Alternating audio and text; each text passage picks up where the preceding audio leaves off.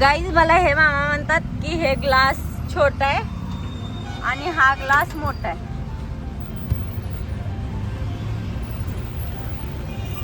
काय माहिती तेच मोठं दिसतंय आणि बारकं दिसतंय.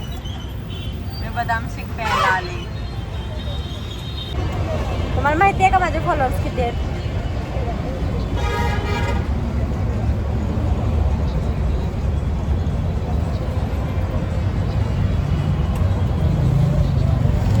गव्हाची खीर आहे. गव्हाची का खव्याची?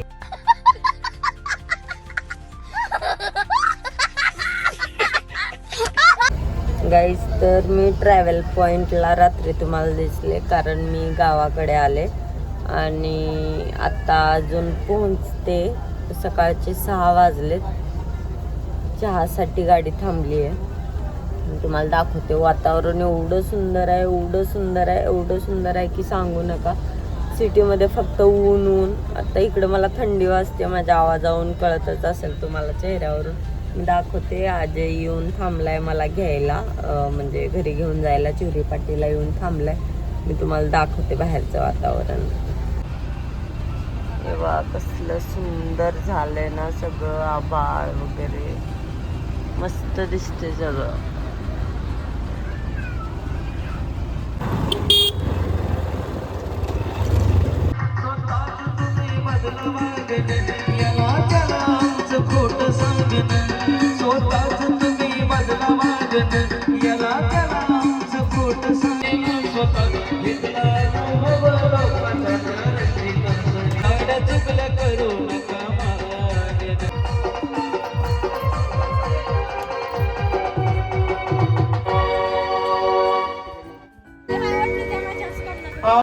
Hello guys, welcome back to my channel. तर मी आले गावाकडे, पहाटेच आले कारण आमचं होतं देवदेव. तुम्ही बघितलं जाता एवढा वेळ.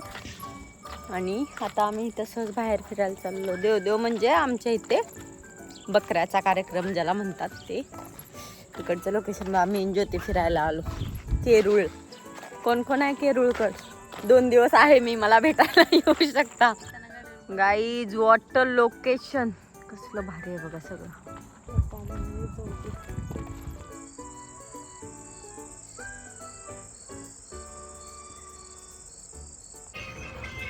आदिवासी प्रकारचं देवदेव आहे ना हे. त्याच प्रकारचं पाल बनवावं लागतंय. इकडं मंडप का खेल कैसा के पाप धुले पश्चाताप ना धुले.